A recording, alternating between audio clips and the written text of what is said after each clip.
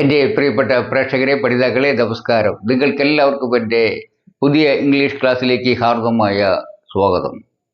നമ്മൾ കഴിഞ്ഞ ക്ലാസ്സിൽ പാസീവിനെ കുറിച്ചാണ് പഠിച്ചുകൊണ്ടിരുന്നത്. അത് മുഴുവനായിട്ടുണ്ടായിരുന്നില്ല, കാരണം അത് വളരെ ഗഹനമായ വിഷയമാണ്. നമുക്ക് സുപരിചയമല്ലാത്ത ഒരു വിഷയമാണ്, പ്രത്യേകിച്ചും മലയാളികൾക്ക്. കാരണം നമ്മുടെ ഭാഷ ദ്രാവിഡ ഭാഷയാണ്. ദ്രാവിഡ ഭാഷയിൽ കർമ്മണിപ്രയോഗത്തിന് അഥവാ പാസീവ് വോയിസിന് തീരെ പ്രാധാന്യമില്ല. നമ്മളത് ഉപയോഗിക്കാറില്ലാത്തതിന് പരിചയമില്ല. ആ പരിചയമില്ലാത്തതിനോട് നമ്മുടെ മസ്തിഷ്കത്തിന് അത്ര താല്പര്യമില്ല. അത് നിങ്ങൾക്കറിയാവുന്ന കാര്യമാണത്. സാധാരണ നമുക്കെപ്പോഴും പരിചയമുള്ളവരെ കാണുമ്പോൾ ഒരു സുഖമുണ്ടാവൂലേ? അത് പലപ്പോഴും എനിക്ക് അനുഭവപ്പെട്ടിട്ടുണ്ട്. ഞാനൊരു ഉദാഹരണം പറയാം. ഏറ്റവും ഫീൽ ചെയ്തിട്ടുള്ള ഒരു സംഭവമാണ് അത്. ഞാൻ കാസർഗോഡ് ജോലി ചെയ്യുമ്പോൾ അവിടെ കൂടെ വർക്ക് ചെയ്തിരുന്ന ഒരു ലേഡി എന്നെ ക്ഷണിച്ചു വീട്ടിലേക്ക് കല്യാണത്തിന്. അപ്പോൾ ആ ഭാഗത്തേക്ക് വേറെ പരിചയക്കാരൊന്നും ഉണ്ടായിരുന്നില്ല. ഞാൻ എന്നെ കല്യാണം അറ്റൻഡ് ചെയ്യാൻ പോയി. പക്ഷേ ഈ പെൺകുട്ടി വളരെ തിരക്കിലായിരുന്നു, എന്നെ കാണാനൊന്നും വന്നില്ല. കാരണം വളരെ തിരക്കിലായ കാരണം വേറെ ആരും എനിക്ക് പരിചയം ഉണ്ടായിരുന്നില്ല. ഭയങ്കരമായിട്ട് ബോറടിച്ചു. ഒരു വിളിക്കാത്ത സദ്യക്ക് നമ്മൾ കയറി ചെന്ന് ഭക്ഷണം കഴിക്കാൻ നോക്കുമ്പോൾ ഒരു ചലിപ്പ് പോലെ എനിക്കപ്പോൾ തോന്നി. ഭയങ്കരമായിട്ട് ബോറടിച്ചു. ഭാഗ്യത്തിന് ആരെ വന്നു ബയിച്ചാന്ന് ചോദിച്ചപ്പോൾ ഇല്ലയെന്ന് വെച്ചാൽ വേഗം പന്തിയിൽ കടത്തിയിരുത്തിയിരിക്കും ഊണ് തന്നു. ഭക്ഷണം കഴിച്ചു ഉടനെ ഞാൻ അവിടുന്ന് പമ്പറന്നു. കാരണം നമുക്ക് അത്ര അസ്വസ്ഥത ഫീൽ ചെയ്തു. ആ സമയത്ത് നമ്മൾ ഏതെങ്കിലും പരിചയമുള്ള ഒരു വീട്ടിലാണ് കല്യാണത്തിന് പോയതെങ്കിൽ കുറേ ഫ്രണ്ട്സ് അല്ലെങ്കിൽ റിലേറ്റീവ്സ് കാണുമ്പോൾ നമുക്ക് ആ ബന്ധം പുതുക്കുമ്പോൾ ഒക്കെ ഒരു വല്ലാത്തൊരു ആനന്ദം, ഒരു സന്തോഷം അനുഭവപ്പെടും അല്ലേ? അത് ആ പരിചയമുള്ളത് കൊണ്ടാണ്. ആ പരിചയത്തിനൊരു മമത, ഒരു ഇഷ്ടം, ഒരു സ്നേഹമൊക്കെ നമ്മുടെ ബ്രെയിന് ഉണ്ട്, മസ്തിഷ്കത്തിനുണ്ട്. അത് ഭാഷയുടെ കാര്യത്തിലും അങ്ങനെ തന്നെയാണ്. അതുകൊണ്ടാണ് നമുക്ക് ഈ പാസീവ് പഠിക്കാൻ ഇത്ര ബുദ്ധിമുട്ട് തോന്നുന്നത്. അപ്പോൾ അതുകൊണ്ട് ഞാനതൊരു 3 ക്ലാസ്സായിട്ട് എടുത്തു. അത് ഷൂട്ട് ചെയ്ത് 3 ക്ലാസ്സായിട്ടാണ് അത് ഒരെണ്ണം അപ്ലോഡ് ചെയ്തത്. അതാണ് നിങ്ങൾ കണ്ടത്. അപ്പോൾ അതിന് തുടർച്ചയായിട്ട് 2 ക്ലാസ്സുകൾ ഞാൻ അപ്ലോഡ് ചെയ്തിട്ടുണ്ട്, പ്രൈവറ്റിലാണെന്ന് മാത്രം. പക്ഷെ അത് ഓപ്പൺ ആയിട്ടില്ല. പബ്ലിക്കാൻ വിചാരിച്ച് നോക്കുമ്പോഴാണ് എൻ്റെ ശ്രദ്ധയിൽ ചില കമൻറ്റുകൾ പെട്ടത്. കുറച്ച് നാളെ കമൻറ്റുകൾ എഴുതിയിട്ട് ഞാൻ കുറച്ച് നാളായിട്ട് മൊബൈൽ നോക്കാറില്ല. കാരണം അത് ശരീരത്തിന് അത്ര നല്ലതല്ല എന്ന് എനിക്ക് ബോധ്യം വന്നു. കാരണം കയ്യുമ്മലൊക്കെ വല്ലാത്ത പ്രയാസങ്ങൾ, അതായത് വിരലുകൾക്ക് വേദന, നീർത്താൻ പറ്റാത്തൊരവസ്ഥയൊക്കെ വന്നു. അത് ഇടത്തേനാണ് ആദ്യം വന്നത്, പിന്നെ വലത്തിലേക്ക് വ്യാപിച്ചപ്പോൾ എനിക്ക് ഭയമായി. അതുകൊണ്ട് ഞാൻ കുറച്ചു കാലം മൊബൈൽ നിർത്തി വെച്ചപ്പോൾ മാറി. അപ്പോൾ അതുകൊണ്ട് എനിക്കത് ഈ കമൻറ്റുകൾ കണ്ടിരുന്നില്ല. കമൻറ്റുകൾക്ക് മറുപടി എഴുതാൻ മടിയായിട്ടോ ഒന്നല്ല, ഇതായിരുന്നു കാരണം. പക്ഷേ ഈ കമൻറ്റുകൾ ഭൂരിഭാഗം സംശയങ്ങളായിരുന്നു. ആ സംശയങ്ങൾ പ്രകടിപ്പിച്ചവരോ മിക്കവാറും സ്ഥിരമായിട്ട് എൻ്റെ വീഡിയോ കാണുന്നവരും കമൻറ്റുകൾ എഴുതുന്നവരൊക്കെയാണ്. അവർ ആത്മാർത്ഥമായി പഠിക്കുന്നവരാണ്. അപ്പോൾ അവർ സംശയം ദൂരീകരിക്കാതെ മുന്നോട്ട് പോകുന്നത് ശരിയല്ലല്ലോ. അപ്പോൾ അതെന്തായാലും അവരുടെ സംശയം തീർത്തിട്ട് ഇനി അടുത്ത ക്ലാസ് ഇട്ടാൽ മതി എന്നുള്ളത്. അതായത് ഇതിൻ്റെ ഈ പാസീവിൻ്റെ ബാക്കിയുള്ള ഭാഗം പബ്ലിക്കാക്കാൻ മതി എന്നാണ് ഞാൻ തീരുമാനിച്ചത്. അപ്പോൾ അതിൻ്റെ അടിസ്ഥാനത്തിൽ ഇപ്പോൾ പുതിയ ഈ വീഡിയോ ചെയ്യുന്നത്. അപ്പോൾ ഞാൻ വിചാരിച്ചത് ആദ്യം നമുക്ക് പൊതു സ്വഭാവമുള്ള സംശയങ്ങൾ ആദ്യം തീർക്കാം. ഭൂരിഭാഗം കമൻറ്റുകൾക്ക് ഒരു പൊതു സ്വഭാവം കണ്ടു. അതുകൊണ്ട് അത് ആദ്യം തീർത്തതിന് ശേഷം ഇൻഡിവിജ്വൽ ആയിട്ടുള്ള മറ്റ് സംശയങ്ങൾ ഓരോന്നെടുത്ത് തീർക്കാമെന്നാണ് ഞാൻ കരുതുന്നത്. അങ്ങനെയാണ് ഈ ക്ലാസ് എടുക്കാനായിട്ട് തീരുമാനിച്ചിട്ടുള്ളത്. അപ്പോൾ ഞാൻ പ്രഥമ മുൻഗണന കൊടുത്തിട്ടുള്ളത് പൊതുവായിട്ടുള്ള സംശയങ്ങൾ ദൂരീകരിക്കാനാണ്. അപ്പം നമുക്കതിന് ശ്രമിക്കാം. ഞാൻ ഈ പൊതു സംശയങ്ങളിൽ കൂടെ കണ്ണോടിച്ചപ്പോൾ എനിക്ക് മനസ്സിലായിട്ടുള്ളത് അവർ ആ ക്രമം അതിന് ആ പാറ്റേൺ അങ്ങോട്ട് ശരിക്കും പിടികിട്ടാണ്ടാണ്. ആ പാറ്റേൺ പിടികിട്ടാതെ തന്നെ അതിൻ്റെ ഓരോ വാക്യഭാഗങ്ങൾ ഉറക്കാത്തത് കൊണ്ടാണ്. അതെനിക്ക് മനസ്സിലായി. അപ്പോൾ നമ്മൾ ഈ പാറ്റേൺ ഉറച്ചില്ലെങ്കിൽ എന്താ കുഴപ്പം എന്നൊക്കെ ചോദിക്കാം ആൾക്കാർക്ക്. പക്ഷെ പാറ്റേൺ ആണ് ഏറ്റവും ഇമ്പോർട്ടൻ്റ്. ഏതിൽ? ഇംഗ്ലീഷിൻ്റെ കാര്യത്തിൽ പാറ്റേണ് ഭയങ്കര പ്രാധാന്യമാണ്, ക്രമത്തിന് ഭയങ്കര പ്രാധാന്യമാണ്. നിങ്ങൾക്കറിയാം, ആടിനെ പട്ടിയേക്കാൻ കുറച്ച് ബുദ്ധിമുട്ടുണ്ട്. നല്ല വാചകടി വേണം അല്ലേ? അങ്ങനെയല്ലേ അതിൻ്റെ ആ കള്ളന്മാരെ കഥയിൽ.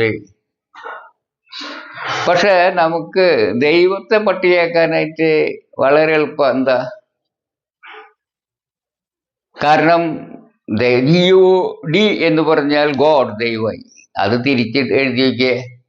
അതിലെ വാക്കുകളുടെ അക്ഷരങ്ങളുടെ ക്രമം റിവേഴ്സ് ഇട്ട് കഴിഞ്ഞാൽ ഡോഗായി അല്ലേ?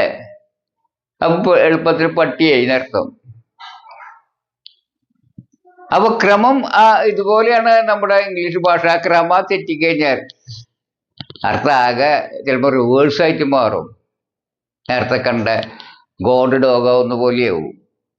ആ പാറ്റേൺ ആണ് എന്ത് നമുക്ക് ഏറ്റവും ഇമ്പോർട്ടൻ്റ്. ആ സബ്ജക്റ്റ് എവിടെ വയ്ക്കണം, ഒബ്ജക്റ്റ് എവിടെ വയ്ക്കണം, വെർബ് എവിടെ വയ്ക്കണം, അഡ്വർബ് എവിടെ വയ്ക്കണം. അപ്പോൾ നിങ്ങൾ തീർച്ചയായിട്ടും നമുക്കൊരു സംശയം വരും. നമ്മൾ മലയാളികൾ ഇതൊക്കെ പഠിച്ചിട്ടാണ് ഒരു വാക്കുകൾ പറഞ്ഞത്. നമുക്ക് സബ്ജക്റ്റ് അറിയാത്തവരുണ്ട്, ഓബ്ജക്റ്റ് അറിയാത്തവരുണ്ട്, അഡ്വർബ് അറിയാത്തവരുണ്ട്, വെർബ് അറിയാത്തവരുണ്ട്. ഇവരൊക്കെ നന്നായി സംസാരിക്കണ്ടല്ലോ, അതെന്തേ എന്നൊക്കെ സംശയം വരും. അത് സ്വാഭാവികമാണ്. അതിനെന്ത് മറുപടി എന്നുള്ളതെന്ന് ചോദിച്ചു കഴിഞ്ഞാൽ, നമ്മൾ ഭാഷ പഠിക്കുന്നതിന് 2 രീതിയാണുള്ളത്. ഒന്ന് എക്സ്പീരിയൻസിൽ നിന്ന്, നമ്മൾ പരിചയത്തിൽ നിന്ന്. എങ്ങനെയാ എക്സ്പീരിയൻസ് ഉണ്ടാവുക?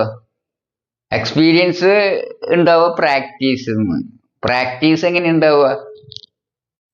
നമ്മൾ സാഹചര്യത്തിനെ ശ്രദ്ധിച്ച് പഠിക്കുമ്പോഴാണ് പ്രാക്ടീസ് ഉണ്ടാവുക. പ്രാക്ടീസ് ഉണ്ടാകുമ്പോഴാണ് എക്സ്പീരിയൻസ് ഉണ്ടാവുക. എക്സ്പീരിയൻസിൽ നിന്ന് അങ്ങനെ പഠിക്കുന്നത്. കാരണം സാഹചര്യം വേണം. എന്താ നമുക്ക് സംശയമുണ്ട്? സംശയം എൻ്റെ ഒരു അനുഭവം ഞാൻ പറയാം. ഞാൻ ബോംബെയിൽ പോയിട്ട് ഹിന്ദിയുടെ ചില വാക്കുകളും അതൊക്കെ ഉപയോഗിക്കാൻ പഠിച്ചത് അവിടെ വെച്ചിട്ടാണ്. അതായത് ഇപ്പൊ എനിക്ക് ആദ എന്ന വാക്കിന്റെ അർത്ഥം അറിയുന്നില്ല. ഞാൻ എന്നെ മാർക്കറ്റിലേക്ക് പറഞ്ഞു വെച്ചു. കാരണം അവിടേക്ക് പോയിട്ട് ആളുകൾ ആയിട്ടൊക്കെ ഇടപെടുമ്പോൾ അറിയാതെ ഹിന്ദി പഠിക്കുമെന്ന് പറഞ്ഞിട്ട് മാർക്കറ്റിൽ വിട്ടത്. 1/2 കിലോ തക്കാളി മേടിച്ചുകൊണ്ടിരാൻ പറഞ്ഞു. ഞാൻ അവിടെ ചെന്നു. പക്ഷെ എനിക്ക് ആ വാക്ക് എനിക്ക് കിട്ടുന്നില്ല.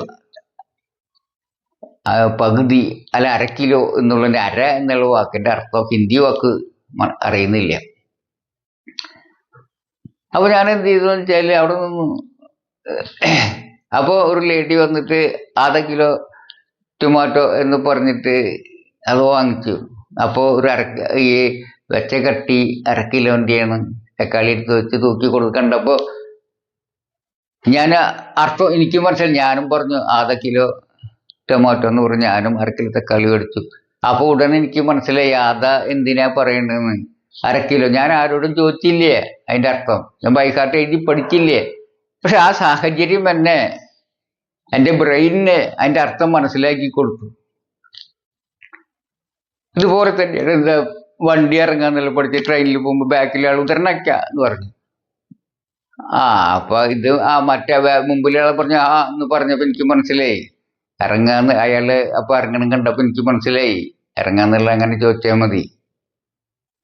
അപ്പോൾ നമ്മൾ എങ്ങനെയാണ് ഭാഷ പഠിക്കുന്നത്? സാഹചര്യത്തിൽ നിന്ന് നമ്മളെ ബ്രെയിൻ അതെന്തിനു ഉപയോഗിക്കുന്നു, എവിടെ ഉപയോഗിക്കുന്നു എന്നൊരു പാറ്റേൺ മനസ്സിലാക്കുകയും നമ്മളറിയാതെ തന്നെ ഇന്ന ഭാഗം ഇന്ന പാറ്റേണിൽ പെട്ടതാണ്, അത് സബ്ജക്റ്റിൽ അതിൻ്റെ പേരൊന്നും അറിയില്ലായിരിക്കും ബ്രെയിൻ, എങ്കിലും അത് വെർബിൽ പെട്ടാണ്, അഡ്വർബിൽ പെട്ടാണ് എന്നൊരു സ്വാഭാവികമായിട്ട് ബ്രെയിൻ അത് ഓരോ ഗ്രൂപ്പായിട്ട് സ്വയം മനസ്സിലാക്കുകയും നമ്മൾ പിന്നെ അതേപോലെ ആവർത്തിക്കാൻ സഹായിക്കുകയും ചെയ്യും. അങ്ങനെയാണ് നമ്മൾ സ്വാഭാവികമായിട്ട് ഒരാൾ പഠിക്കുക.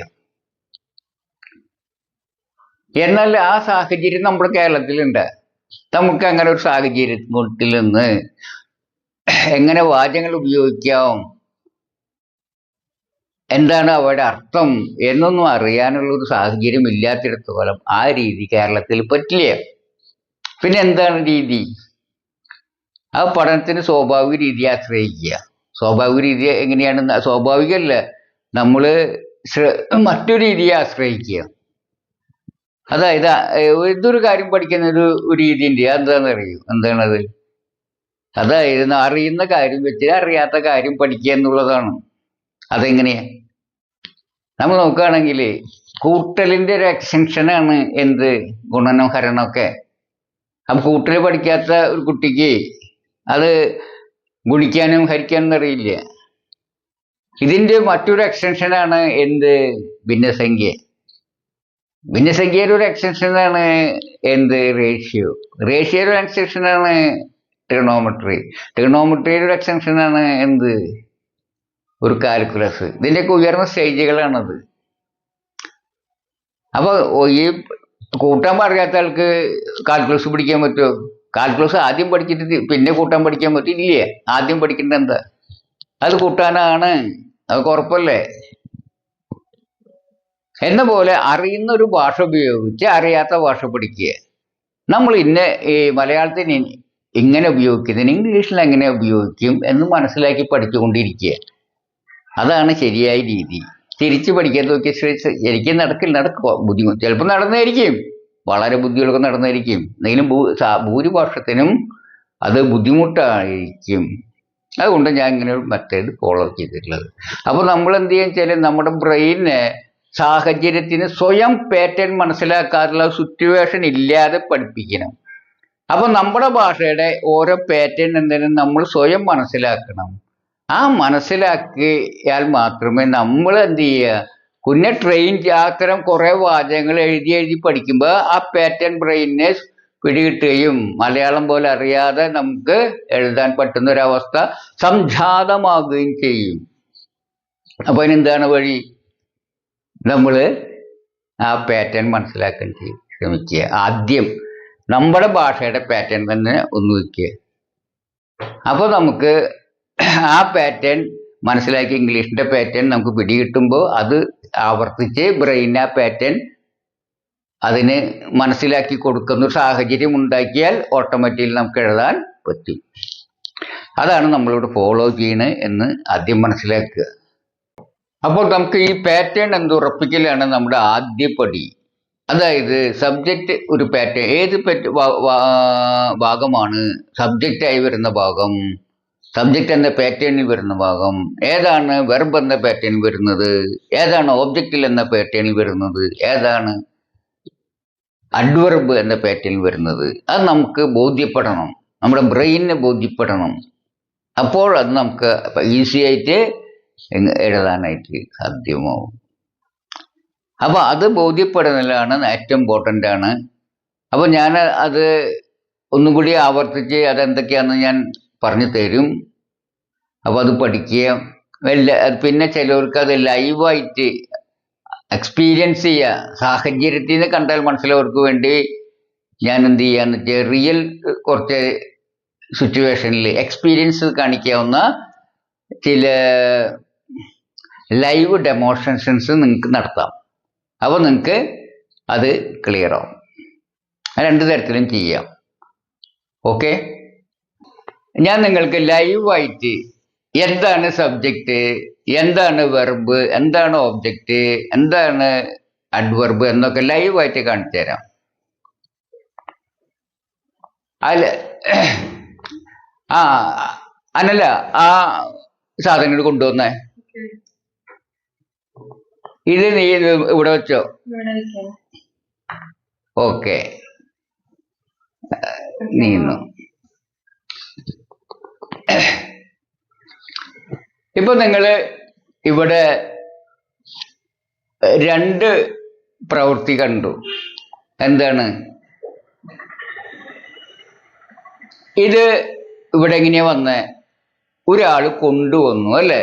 ഇത് ഈ ക്ലാസ്സിലേക്ക് ഒരാൾ കൊണ്ടുവന്നു, നിങ്ങൾ കണ്ടു ആ കാര്യം ഇല്ലേ? കണ്ടുല്ലോ. അപ്പൊ അതൊരു സംഭവമാണ്. പിന്നെ എന്ത് ചെയ്തു? ഇതിവിടെ വെച്ചു, കണ്ടു അല്ലെ, നിങ്ങൾ കണ്ടാണ്. അപ്പോ ഈ രണ്ട് സംഭവം നടന്നത് ഞാൻ എങ്ങനെയാണ് ഒരു വാചകത്തിൽ പറയാം? നമുക്ക് നോക്കാം. ആ വാചകത്തിന്റെ ഭാഗങ്ങൾ ഏതായിരിക്കും? എന്താണ് അതിലെ വെർബ്? ഒരു ആദ്യം എന്തുണ്ടായത്? ഇത് എന്ത് പ്രവൃത്തി നടന്നത്? ഇത് കൊണ്ടുവന്നു അല്ലെ, കൊണ്ടുവന്നു എന്നതാണ് അതിലെ പ്രവൃത്തി അല്ലെ. ആരെ കൊണ്ടുവന്നേ? ഇങ്ങോട്ട് വന്നേ. ഈ പ്രവൃത്തി ചെയ്ത ആരാ? ഈ ചെയ്ത് നിങ്ങൾക്കറിയാം, നിങ്ങൾക്ക് കാണുന്നില്ല. ഈ കുട്ടിയാണ് ഇത് കൊണ്ടുവന്നത് അല്ലേ. അപ്പൊ കൊണ്ടുവരിക എന്ന പ്രവൃത്തി ചെയ്ത് ഈ കുട്ടിയായതുകൊണ്ട് ഇതാണ് എന്ത്? സബ്ജക്റ്റ് അല്ലെ. എന്ത് പ്രവൃത്തി ചെയ്ത്? കൊണ്ടുവന്നു. എന്താ കൊണ്ടുവന്നു വെച്ചത് അല്ലെ, ഇതാണ് എന്ത്? ഓബ്ജക്റ്റ്. അപ്പൊ ഇത് ഓബ്ജക്റ്റ് അല്ലെ, കൊണ്ടുവന്ന സാധനം. ആ കൊണ്ടുവന്ന ചെയ്ത ആളാരാ? ഈ കുട്ടി അല്ലെ. ഈ പെൺകുട്ടിയാണ് എന്തപ്പം എന്ത്? സബ്ജക്റ്റ്. ഇതെന്താണത്? കൊണ്ടുവന്നതിന് വിധേയമായ സാധനം. അപ്പൊ ഇത് ഓബ്ജക്റ്റ്. എവിടേക്ക് കൊണ്ടുവന്നേ? ഈ മുറിയിലേക്ക് അല്ലേ. അപ്പൊ സ്ഥലം ഏതാ? മുറിയിലേക്ക്. അത് അഡ്വർബ്, അത് ഒരു പ്രവൃത്തി. ഇനി നമ്മൾ മറ്റു ഈ അനലെടുത്ത് അവിടെ വെച്ചു നോക്കിയേ. ഇപ്പൊ ഈ പെൺകുട്ടി മറ്റൊരു പ്രവൃത്തി ചെയ്തു. എന്താ? ആ പെൺകുട്ടി ആ ചെടി എടുത്ത് ഇവിടെ മേശപ്പുറത്ത് വെച്ചു അല്ലെ, ആ ചുവന്ന ടേബിളുമ്മ വെച്ചു. ആ ഇതിലെന്താ രണ്ടാമത് കുട്ടി ചെയ്ത പ്രവൃത്തി? എന്താ? വെച്ചു. ആരാ ചെയ്തത് ആ പ്രവൃത്തി? ഈ പെൺകുട്ടി അല്ലെ. ആ പെൺകുട്ടി അപ്പൊ എന്താ? ഓബ്ജക്റ്റ് അല്ലെ. പെൺകുട്ടി എന്താണ്? സബ്ജക്റ്റ്. പ്രവൃത്തി ചെയ്താലല്ലേ കർത്താവ്. എന്താണ് വെച്ചത്? ഈ സാധനം. അപ്പൊ ഇത് ഓബ്ജക്റ്റ്. അനല ഒരു പടം വരച്ച.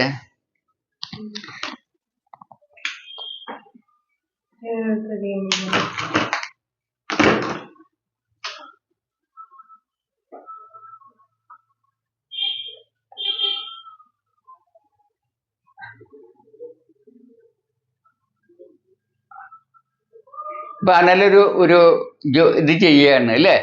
എന്താണത്? ഒരു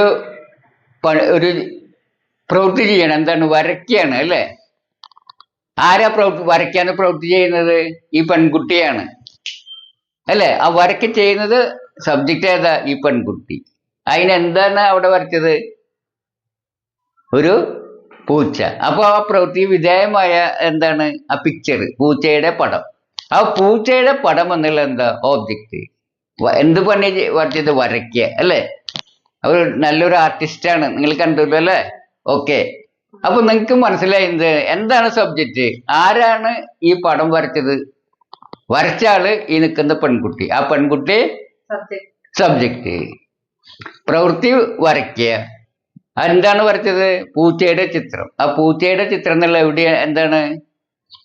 അത് ഈ വരച്ചതിന് വിധേയമായ വസ്തു. എവിടെയാ വരച്ചത്? ബോർഡുമ്മ. ആ സ്ഥലം ഏതാ? ബോർഡ്. അപ്പൊ അത് അഡ്വർബ്. നിങ്ങൾക്ക് മനസ്സിലായത്? ഇതാണ് സബ്ജക്റ്റ് ചെയ്ത ആള്, ഓബ്ജക്റ്റ് വിധേയപ്പെട്ട വസ്തു, പ്രവൃത്തി വെർബ്, സ്ഥലം സമയം ഒക്കെ എന്താണ്? അഡ്വർബ്. ഇത്രയേ ഉള്ളൂ ഇതിന്റെ വാചകത്തിലെ ഭാഗങ്ങൾ. Okay, thank you. അപ്പൊ നമുക്ക് ആ പാറ്റേണുകൾ എത്രയുണ്ട് നിങ്ങൾക്ക് ഉറച്ചുണ്ട് എന്ന് ഒരു പരീക്ഷ നടത്തിയാലോ? അപ്പൊ നിങ്ങൾക്ക് തന്നെ നിങ്ങളെ കുറിച്ച് ഒരു വിലയിരുത്തൽ നടത്താം. എത്ര ഉണ്ട് ഞാൻ പഠിച്ചിട്ടുണ്ട്, എത്ര എനിക്ക് മനസ്സിലായിട്ടുണ്ട് എന്നൊക്കെ വിലയിരുത്തൽ നടത്താമല്ലോ. അപ്പൊ ചെറിയൊരു പരീക്ഷയാകാം. അപ്പൊ അതിൻ്റെ കൂടെ നമുക്കൊരു കാര്യം കൂടി നമുക്ക് സാധ്യമാകും. നമ്മുടെ ലക്ഷ്യം എന്താണെന്ന് ഒരു ഉറച്ച ബോധം നമ്മിൽ ഉണ്ടാകണം. എന്നാലാണ് നമുക്ക് എന്ത് ചെയ്യാൻ പറ്റില്ല, നമ്മൾ പോകുന്ന ഒരു ശരിയായ നമ്മുടെ മനസ്സിന് ഒരു ബോധ്യം വരൂ, ഒരു ഉറപ്പ് വരൂ. അപ്പോഴാണ് നമുക്ക് കൂടുതൽ പഠിക്കാനുള്ളൊരു താല്പര്യവും ജ്വരവും ഉണ്ടാവുള്ളൂ. അതുകൊണ്ട് നമുക്ക് എന്താണ് നമ്മുടെ ലക്ഷ്യം എന്നുള്ളത് ഞാൻ ചെറുതായിട്ടൊന്ന് വിശദീകരിക്കാം. ഇപ്പൊ നോക്കുക, ബോർഡിൽ ഇവിടം വരെ ഒരു വലിയ സെന്റൻസ് എഴുതിയിട്ടുണ്ട്. അത് when our class teacher, who is very good and whom every student loves, came into the class, when bell rang, the students stood up, obeyed her instructions and sat down on the benches, after which she drew a picture on the blackboard എന്ന ഒറ്റ വാചകമാണ് 8 സെന്റൻസുകൾ, ചെറിയ സെന്റൻസുകൾ ചേർന്നുണ്ടാകുന്ന ഒരു വലിയ വാചകമാണ് അതിൽ ബോർഡിൽ എഴുതിയിട്ടുള്ളത്. അപ്പൊ ഇത്രയും വലിയ വാചകം, ഏറ്റവും ചെറിയ വാചകം കുറിച്ചുള്ള ഒറ്റ വാചകമാണ് അതിൽ എഴുതിയിട്ടുള്ളത്. ആ ഒരു ലെവലിലേക്ക് നിങ്ങളെ ഉയർത്തുക എന്നുള്ളതാണ് എൻ്റെ മനസ്സിലുള്ള പ്ലാൻ അഥവാ ലക്ഷ്യം. ആ ലക്ഷ്യം വെച്ചാണ് നിങ്ങളെ ഞാൻ പഠിപ്പിക്കുന്നത്. അപ്പൊ നമുക്ക് തോന്നാം ഇത്തരം ഒരു വാചകം നിങ്ങൾക്ക് സ്വയം എഴുതാൻ പറ്റുമാറ് നിങ്ങളുടെ നിലവാരം ഉയർത്തുക എന്നൊരു ലക്ഷ്യം വെച്ചാണ് ഞാൻ നീങ്ങുന്നത്. അപ്പോ ഇങ്ങനൊരു വാചകം എഴുതാൻ പറ്റുമോ നിങ്ങൾക്ക്? ചിലപ്പം നിങ്ങൾക്ക് അതിശയം തോന്നാം. പറ്റും. എങ്ങനെയാണെങ്കിൽ ഇത് ഏതെല്ലാം വാചകങ്ങൾ ചേർന്നിട്ടാണ് ഉണ്ടായിട്ടുള്ളത് എന്ന് നിങ്ങൾ സ്വയം മനസ്സിലാക്കാൻ കഴിയുക. ആ ചെറിയ വാചകങ്ങൾ അഥവാ അടിസ്ഥാന വാചകങ്ങൾ നിങ്ങൾക്ക് എഴുതാൻ പറ്റുമെങ്കിൽ തീർച്ചയായിട്ടും ഈ വാചകം നിങ്ങൾക്ക് എഴുതാൻ കഴിയും. അപ്പൊ അതിനാണ് നമ്മുടെ ശ്രമം. അപ്പൊ ഞാൻ ഇതില് ഈ ഏതെല്ലാം വാചകങ്ങൾ ചേർന്നിട്ടാണ് ഇത് ഉണ്ടായത് എന്ന് മലയാളത്തിൽ എഴുതാം. ആ വാചകങ്ങൾ ഏത് ടൈപ്പിലാണ് എന്ന് നിങ്ങൾക്ക് മനസ്സിലാക്കാൻ കഴിയുമോ എന്ന് സ്വയം പരിശോധിക്കുക. ഞാൻ ഇതിനെ പല വാക്യഭാഗങ്ങളായിട്ട് ഒക്കെ എഴുതിയിട്ടുണ്ട്, പല വാക്യഭാഗങ്ങളെ തിരിച്ചിട്ടുണ്ട്. ഇത് തന്നെയാണോ നിങ്ങൾ തിരിക്കുമ്പോൾ കിട്ടുക എന്ന് പരിശോധിക്കുക. ഒന്നാമത്തെ ഇതില് ഞങ്ങളുടെ ടീച്ചർ വളരെ നല്ലവൾ ആകുന്നു, അതിന് 3ആയി തിരിച്ചിട്ടുണ്ട്. രണ്ടാമത്തേനെ അവരെ ഓരോ കുട്ടിയും ഇഷ്ടപ്പെടുന്നു, അങ്ങനെ അതിന് 3ആക്കി തിരിച്ചിട്ടുണ്ട്. ബെല്ല് മുഴങ്ങി 2ആക്കി തിരിച്ചിട്ടുണ്ട്. അവർ ക്ലാസ്സിലേക്ക് വന്നു 3ആക്കി തിരിച്ചിട്ടുണ്ട്. പിന്നെ 5ാമത്തെ അവർ കുട്ടികൾ എഴുന്നേറ്റ് നിന്നു 2ആക്കി തിരിച്ചിട്ടുണ്ട്. കുട്ടികൾ ടീച്ചറുടെ നിർദ്ദേശങ്ങൾ അനുസരിച്ചു, അതിന് 3ആക്കി തിരിച്ചിട്ടുണ്ട്. കുട്ടികൾ ബെഞ്ചിന്മേൽ ഇരുന്നു, അതിന് 3ആക്കി തിരിച്ചിട്ടുണ്ട്. ടീച്ചർ ബോർഡിൽ ഒരു ചിത്രം വരച്ചു, അതിന് 4ആക്കി തിരിച്ചിട്ടുണ്ട്. ഇതെന്നെയാണോ നിങ്ങൾക്ക് തിരിക്കുമ്പോൾ കിട്ടുകയെന്ന് നോക്കുക. ഇതെല്ലാം ഞാൻ തിരിച്ച പോലെ തന്നെയാണ് നിങ്ങൾക്ക് പല വാക്യഭാഗങ്ങളായി തിരിക്കാൻ പറ്റുന്നതെങ്കിൽ 1ാം ഘട്ടം നിങ്ങൾ വിജയിച്ചു, നിങ്ങൾക്ക് ഫുൾ മാർക്ക്. ഇനി നമുക്ക് 4 തരം വാക്യങ്ങളാണ് ഞാൻ നിങ്ങളെ പഠിപ്പിച്ചിട്ടുള്ളത് അല്ലേ? ആ 4 തരത്തിൽപ്പെട്ടതായിരിക്കും ഈ വാചകങ്ങളെല്ലാം. അടിസ്ഥാന വാചകങ്ങൾ ഏതെങ്കിലും ഒരു ഗ്രൂപ്പിൽ പെട്ടതാകും. അത് നിങ്ങൾക്ക് മനസ്സിലാകുന്നുണ്ടോ എന്ന് സ്വയം പരിശോധിക്കുക. 1ാമത്തെ വാചകം ഏതിൽപ്പെട്ടതാണ് എന്ന് നോക്കണം. ഒരു സബ്ജക്റ്റ്, പിന്നെ വെർബ് ഒരു ബി ആണ് വരുന്നത്, പിന്നെ ഒരു എക്സ്പ്ലനേഷൻ ആണ് വരുന്നത്. എക്സ്പ്ലനേഷന് അതായത് വിശദീകരണ ഭാഗത്ത് ഈ കൊടുക്കാം നമുക്ക്, അതാണ് വരുന്നത്. അങ്ങനെ 3 ഭാഗമാണ് ഉള്ളത്. അപ്പൊ അത് ഏത് ടൈപ്പിൽ പെട്ടതാകും നിങ്ങൾ സ്വയം ഒന്ന് മാർക്ക് ചെയ്യുക. ഞാൻ മാർക്ക് ചെയ്യുന്ന തമ്മിൽ ഒന്നാണോ എന്ന് പരിശോധിക്കുക. ഒന്നാണെങ്കിൽ അത് നിങ്ങൾക്ക് ഒരു ശരി മാർക്ക് നിങ്ങൾക്കുണ്ട് എന്ന് നിങ്ങൾ ധരിക്കുക.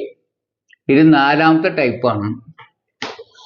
അടുത്തത് അവരെ ഓരോ കുട്ടിയും ഇഷ്ടപ്പെടുന്നു. അതിൽ സാധാരണ വെർബാണ്. അപ്പോൾ ബാക്കിയുള്ള 3 വാചകങ്ങൾ 1ാമത്തെയോ 2ാമത്തെയോ 3ാമത്തെയോ ആകാം.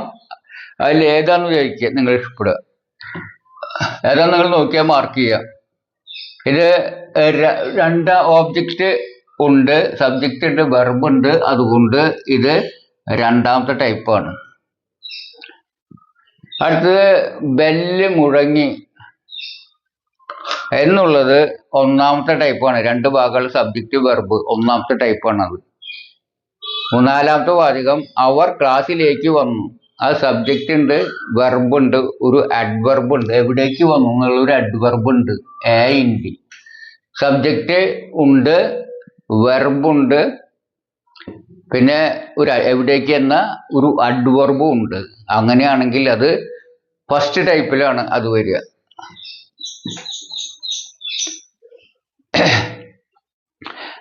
കുട്ടികൾ എഴുന്നേറ്റ് നിന്നു, അതിലും ഒരു സബ്ജക്റ്റ് ഒരു വെർബുള്ളത്. അത് ഫസ്റ്റ് ടൈപ്പാണ്. അഡ്വർബ് ഇല്ല എന്ന് മാത്രം. ഇനി ആറാമത്തെ നോക്കുകയാണെങ്കിൽ കുട്ടികൾ ടീച്ചറുടെ നിർദ്ദേശങ്ങൾ അനുസരിച്ചു. ഇതാണെങ്കിൽ സബ്ജക്റ്റ് ആയിട്ടൊന്ന് ഒരു നൗൺ, പിന്നെ കുട്ടികളുടെ നിർദ്ദേശങ്ങൾ അത് ഒരു നൗൺ, അത് ഓബ്ജക്റ്റ്, പിന്നെ അനുസരിച്ച് എന്നൊരു വെർബ്. അപ്പോൾ സബ്ജക്റ്റ്, വെർബ്, ഓബ്ജക്റ്റ്. പിന്നെ അഡ്വർബ് ഇല്ല, അത് കുഴപ്പമില്ല. ഇല്ലെങ്കിലും തന്നെ ഇതുണ്ടായി കഴിഞ്ഞാൽ അതിനെപ്പോൾ നമ്മൾ പറയാം മൂന്നാമത്തെ ടൈപ്പ് എന്നാണ്. അല്ല, 3 അല്ല 2 അഡ്വർബ് വേണമെന്ന് നിർബന്ധമില്ല എന്ന് നമ്മൾ പഠിച്ചിട്ടുണ്ട്. അതുകൊണ്ട് 2 തന്നെ അത് വരിക. കുട്ടികൾ ബെഞ്ചിന്മേലിരുന്നു, സബ്ജക്റ്റ് ഉണ്ട്, അതൊരു NP ആണ്. പിന്നെ ഇരുന്നു എന്നുള്ളത് എവിടെ ഇരുന്നു ഓബ്ജക്റ്റ്, അത് അഡ്വർബാണ്, അത് ആണ്. കാരണം എവിടെ ഇരുന്നു സ്ഥലമാണ് സൂചിപ്പിക്കുന്നതാണ്, അത് വെർബ്. ഒരു സബ്ജക്റ്റ്, വെർബ്, ഒരു അഡ്വർബ് ഉണ്ട്. അപ്പോൾ അത് എന്താണ് സബ്ജക്റ്റ്, വെർബ്, പിന്നെ അഡ്വർബിൾ വരുന്ന ഇതിലെപ്പെടും ഒന്നാമത്തെ. ഇനി 8ാമത്തെ നോക്കുക. അതിൽ ടീച്ചർ ബോർഡിൽ ഒരു ചിത്രം വരച്ചു. അതാണ് നമുക്ക് ചെയ്യാനുള്ളത്. നിങ്ങൾക്കറിയാം, വരച്ചു എന്നുള്ളത് വെർബാണ്, അതാണ് പ്രവൃത്തി. അത് ചെയ്തത് ടീച്ചറാണ്, അതാണ് സബ്ജക്റ്റ്. എവിടെയാണ് വരച്ചത്? ബോർഡിലാണ് വരച്ചത്. അപ്പൊ സ്ഥലത്തെ കുറിക്കുന്നതാണ്, അത് അഡ്വർബാണ്. എന്താ വരച്ചതെന്ന് ചോദിച്ചാൽ ചിത്രം, അപ്പോൾ അത് ഓബ്ജക്റ്റ് ആണ്. നമുക്കറിയാം സബ്ജക്റ്റ് ഉണ്ട്, വെർബ് ഉണ്ട്, ഓബ്ജക്റ്റ് ഉണ്ട്, അഡ്വർബ് ഉണ്ട് എന്ന് വെച്ചാൽ അത് 2ാമത്തെ ടൈപ്പ് വാചകമാണ് എന്ന് നമുക്കറിയാം, ഇല്ലേ? ഇതെല്ലാം ശരിയായവർക്ക് ഡബിൾ തംസ് അപ്പ്. അത് നല്ലവണ്ണം ഞാൻ പറഞ്ഞത് പഠിച്ചിട്ടുണ്ട്, മനസ്സിലാക്കിയിട്ടുണ്ട് എന്നർത്ഥം. ഇനി 1-2 തെറ്റൊന്നാലും കുഴപ്പമില്ല. ഇനി കറക്റ്റ് മനസ്സിലാവാത്തവർക്ക് വേണ്ടി ഞാൻ ഒരു ഡെമോൺസ്ട്രേഷൻ വീഡിയോ ചെയ്യുന്നുണ്ട്. അപ്പോൾ അത് കണ്ടോ, അത് മനസ്സിലാത്തവർക്ക് അത് മനസ്സിലാവും എന്നാണ് എൻ്റെ പ്രതീക്ഷ. ഒരു പഠിതാവ് എന്നോട് ഇങ്ങനെ ആവശ്യപ്പെട്ടിരുന്നു, 4 ടൈപ്പ് വാചകങ്ങളും ഒരേ സമയത്ത് എഴുതി കാണിച്ചുകൊണ്ടുള്ള വീഡിയോ ചെയ്യണമെന്ന്. അപ്പോൾ അതനുസരിച്ച് ഒരു വാചകം, 2 വാചകം ഞാൻ അതിൽ ചേർക്കുന്നുണ്ട്. ടീച്ചർ കുട്ടികളോട് ചില ചോദ്യങ്ങൾ ചോദിച്ചു എന്നൊരു വാചകം ചേർത്തിട്ടുണ്ട്. ചില കുട്ടികൾ ക്ലാസ്സിൽ വെച്ച് ശരിയായ ഉത്തരം ടീച്ചറോട് പറഞ്ഞു. അങ്ങനെ 2 വാചകവും ഞാൻ ചേർത്തിട്ടുണ്ട്. അപ്പോൾ ടീച്ചർ കുട്ടികളോട് ചില ചോദ്യങ്ങൾ ചോദിച്ചു എന്നുള്ളത് വെർബ്, ടീച്ചർ എന്നുള്ളത് സബ്ജക്റ്റ്, കുട്ടികളോട് എന്നുള്ളത് ഇൻഡയറക്റ്റ് ഓബ്ജക്റ്റ്. അതായത് അത് ആരോട് എന്ന ചോദ്യത്തിന് ഉത്തരമാണ്. അതുകൊണ്ട് ചില ചോദ്യങ്ങൾ, എന്തു ചോദിച്ചു, അപ്പൊ അത് അതിൻ്റെ ഓബ്ജക്റ്റ്. ചില ചോദ്യങ്ങൾ ഓബ്ജക്റ്റ്. അപ്പൊ ഇതിൽ സബ്ജക്റ്റ് ഉണ്ട്, വെർബ് ഉണ്ട്, ഇൻഡയറക്റ്റ് ഓബ്ജക്റ്റ് ഉണ്ട്, ഡയറക്റ്റ് ഓബ്ജക്റ്റ് ഉണ്ട്. അഡ്വർബ് ഇല്ല. അഡ്വർബ് വേണം നിർബന്ധമില്ല, നിങ്ങളോട് പല പ്രാവശ്യം പറഞ്ഞിട്ടുള്ളതാണ്. അപ്പോൾ സബ്ജക്റ്റ്, വെർബ്, 2 ഓബ്ജക്റ്റുകളാണ് ഉള്ളത്. അഡ്വർബ് ഇല്ല. എന്നാൽ ഇതിലും ഇത് 3ാമത്തെ ടൈപ്പ് സെന്റൻസ് ആണ് ഞാൻ പഠിപ്പിച്ചിട്ടുണ്ടത്. പിന്നെ 10ാമത്തെ നോക്കുക. ചില കുട്ടികൾ ക്ലാസ്സിൽ വെച്ച് ശരിയായ ഉത്തരം ടീച്ചറോട് പറഞ്ഞു എന്നുള്ളത് വെർബ്, ചെയ്തത് ടീച്ചർ. അതുകൊണ്ട് സബ്ജക്റ്റ് അല്ല, കുട്ടികൾ, ആ കുട്ടികൾ എന്നുള്ളത് സബ്ജക്റ്റ്, ക്ലാസ്സിൽ വെച്ച് എന്നുള്ളത് എവിടെ വെച്ചാന്നുള്ളത് സ്ഥലം, അത് അഡ്വർബ്. ശരിയായ ഉത്തരം, എന്തു പറഞ്ഞു, അത് ഓബ്ജക്റ്റ്. ശരിയായ ഉത്തരം എന്നുള്ളത് ഓബ്ജക്റ്റ്, അത് ഡയറക്റ്റ് ഓബ്ജക്റ്റ്. ആരോട് പറഞ്ഞു? ടീച്ചറോട്, അത് ഇൻഡയറക്റ്റ് ഓബ്ജക്റ്റ്. അപ്പോൾ സബ്ജക്റ്റ് ഉണ്ട്, വെർബ് ഉണ്ട്, ഇൻഡയറക്റ്റ് ഓബ്ജക്റ്റ് ഉണ്ട്, ഡയറക്റ്റ് ഓബ്ജക്റ്റ് ഉണ്ട്, അഡ്വർബ് ഉണ്ട്. അപ്പോൾ എന്താണ്? Subject, verb, 2 object, adverb. അത് 3ാമത്തെ ടൈപ്പ്. ആ 3 ടൈപ്പ് വാചകങ്ങളും ആയി. അപ്പോൾ 7ാമത്തെ നോക്കുകയാണ്. കുട്ടികൾ ബെഞ്ചിന്മേലിരുന്നു. അത് സബ്ജക്റ്റ്, വെർബ്, അഡ്വർബ്. അതുകൊണ്ട് അത് SVA. അതേത് ടൈപ്പാ? First type. ആ ഫസ്റ്റ് ടൈപ്പ് സെന്റൻസിന്റെ ഉദാഹരണം 1. ടീച്ചർ ബോർഡിൽ ഒരു ചിത്രം വരച്ചു. സബ്ജക്റ്റ് ഉണ്ട്, വെർബ് ഉണ്ട്, ഓബ്ജക്റ്റ് ഉണ്ട്, അഡ്വർബ് ഉണ്ട്. അപ്പോൾ ഇതെന്താണത്? അത് ഇതെന്തിന് ഉദാഹരണമാണ്? അത് സെക്കൻഡ് ടൈപ്പിന് ഉദാഹരണമാണ്. ഇനി 3, ടീച്ചർ കുട്ടികളോട് ചില ചോദ്യങ്ങൾ ചോദിച്ചു. അതെപ്പനെ വിശദീകരിച്ചാൽ കൂടുതൽ വിശദീകരിച്ചില്ല. Subject, verb, 2 object. അതിന് താഴെയുള്ളത് ഇതേപോലെ തന്നെ 2 ഓബ്ജക്റ്റ് കഴിഞ്ഞൊരു അഡ്വർബും ഉണ്ട് എന്ന് വ്യത്യാസമുള്ളൂ. അപ്പോൾ ഇവ എന്തിനാണ്? ഫസ്റ്റിന്, സെക്കൻഡ്, തേർഡിന്. 7, 8, 9 ഫസ്റ്റ്, സെക്കൻഡ്, തേർഡ് എന്നേക്ക് ഉദാഹരണമാണ്. അപ്പോൾ പിന്നെ ഒന്നാമത്തെ, ഞങ്ങളുടെ ടീച്ചർ വളരെ നല്ലവളാകുന്നു. ആ ബി വെച്ചിട്ടുള്ളതാണ്, ആകുന്നു ബി. അപ്പോൾ ഞങ്ങളുടെ ടീച്ചർ സബ്ജക്റ്റ്, ആകുന്നു ബി വെർബ്, അതിന് വിശദീകരണം വളരെ നല്ല ഇത്. അപ്പോൾ ഇതിൻ്റെയൊക്കെ നമുക്ക് ഇംഗ്ലീഷ് നിങ്ങൾക്ക് ആക്കി നോക്കാൻ പറ്റും. എന്താ ചെയ്യണ്ടോ? ഇതിൻ്റെ ഈ ഓർഡറിൽ ഇപ്പം നമുക്ക് ആ ഓരോ വാചകത്തിൻ്റെയും ടൈപ്പിൻ്റെയും ക്രമത്തിൽ അങ്ങോട്ട് ഓരോ ഭാഗത്തിന് ഇംഗ്ലീഷ് എഴുതി ആ ക്രമത്തിൽ വെച്ചു കൊടുത്താൽ ഇംഗ്ലീഷായി. അത്രയേ ഉള്ളൂ ഇംഗ്ലീഷ്. നിങ്ങളിൽ ചിലർക്ക് 4 ടൈപ്പ് ഇങ്ങനെ ഓർത്തിരിക്കാൻ ബുദ്ധിമുട്ടുണ്ടെങ്കിൽ നിങ്ങളൊരു കാര്യം ചെയ്യുക. നിങ്ങൾക്ക് വേണ്ടി ഞാനൊരു പ്രത്യേക ഒരു സൂത്രം പറഞ്ഞു തരാം. 3 ടൈപ്പും കൂടിയിട്ട് ഒരൊറ്റ സൂത്രം കൊണ്ട് ഓർത്തിരിക്കാനാണ് ഞാൻ പഠിപ്പിക്കാൻ പോകുന്നത്. അതായത് നമ്മൾ ലൈബ്രറിയിലൊക്കെ പോയിട്ടുണ്ടാവും ഇല്ലേ? നിങ്ങൾ പലരും പോയിട്ടുണ്ടാവും. അപ്പോൾ നമ്മൾ അതിൽ പുസ്തകങ്ങളൊക്കെ വെച്ച് കണ്ടിട്ടുണ്ടാവും അല്ലേ? ഇപ്പോൾ സയൻസിൻ്റെ ഭാഗത്ത് പോയി കഴിഞ്ഞാൽ സയൻസിൻ്റെ ഒരു ഭാഗം ഉണ്ടായിരിക്കും, അതിൽ ഫിസിക്സിൻ്റെ ഒരു ഭാഗം ഉണ്ടായിരിക്കും, കെമിസ്ട്രി, സുവോളജിക്ക് ഒരു ഭാഗം ഉണ്ടായിരിക്കും. സുവോളജിക്ക് തന്നെ ചിലപ്പം ഇത് ബോട്ടണി അല്ല, ഈ ബയോളജിക്ക് തന്നെ ഒരു ഭാഗം ഉണ്ടായിരിക്കും. ബയോളജിയിൽ തന്നെ സുവോളജി, ബോട്ടണി വേറെ ഭാഗം ഉണ്ടായിരിക്കും. അങ്ങനെ ഓരോ ഭാഗമായിട്ട് തിരിച്ച് വെച്ചിട്ടുണ്ടാവും. ഏത് ബുക്കും വേണമെങ്കിൽ പോയിട്ട് ബാഗ് എടുക്കാം, വെക്കാം, ഒക്കെ ചെയ്യാം അല്ലേ? അതാണ് അതിൻ്റെ സൗകര്യം. ഏത് ബുക്കും പെട്ടെന്ന് തന്നെ ഒരു പുസ്തകം തിരഞ്ഞെടുക്കാൻ എളുപ്പമുണ്ടായിരിക്കും. അതുപോലത്തെ ഒരു ഷെൽഫ് സങ്കല്പിക്കുകയാണെങ്കിൽ നമുക്ക് ഈ മലയാള വാചകത്തിൻ്റെ തുല്യമായ ഇംഗ്ലീഷ് വാക്യ ഭാഗങ്ങൾ അടയ്ക്കാനുള്ള വാചകം ഇംഗ്ലീഷ് വാചകമാവുക. അടക്കാനുള്ള സൂത്രം നമ്മളൊരു ഇങ്ങനത്തെ ഒരു ഷെൽഫ് സങ്കല്പിച്ചാൽ മതി. അതായത് ആ ഷെൽഫിൽ നമ്മൾ സങ്കല്പിക്കുക, കുറേ സ്ലോട്ടുകളുണ്ട്, കള്ളികൾ ഉണ്ടായിരിക്കുമല്ലോ, സ്ലോട്ടുകൾ. അതിലെങ്ങനെ 1, 2, 3, 4, പിന്നെ 5ാമത്തെ സ്ലോട്ടിന് കുറേ സബ് ആയിട്ടുള്ള സ്ലോട്ടുകളുണ്ട് എന്ന് വിചാരിക്കുക. നമ്മൾക്കൊരു കിട്ടിയ വാചകം കിട്ടിക്കഴിഞ്ഞാൽ അതിൻ്റെ സബ്ജക്റ്റ് ഭാഗം കിട്ടിക്കഴിഞ്ഞാൽ ഈ സ്ലോട്ടിൽ കൊണ്ടുപോയിക്കുക. ഫസ്റ്റ് സ്ലോട്ടിൽ സബ്ജക്റ്റ് കൊണ്ടുപോയിക്കുക. വെർബ് കിട്ടിക്കഴിഞ്ഞാൽ അതിൻ്റെ ഇംഗ്ലീഷ് വെർബ് ഏതായാലും മനസ്സിലായി, അതിൻ്റെ ഇംഗ്ലീഷ് ട്രാൻസ്ലേഷൻ എടുക്കുക, അത് 2ാമത്തേൽ കൊണ്ടുപോയിക്കുക. പിന്നെ നമുക്ക് ഓബ്ജക്റ്റ് ആണെന്ന് മനസ്സിലായി കഴിഞ്ഞാൽ ഓബ്ജക്റ്റിൻ്റെ കൊണ്ടുവയ്ക്കുക. 2 ഓബ്ജക്റ്റിൻ്റെ 2 കള്ളിയിൽ കൊണ്ടുവയ്ക്കുക.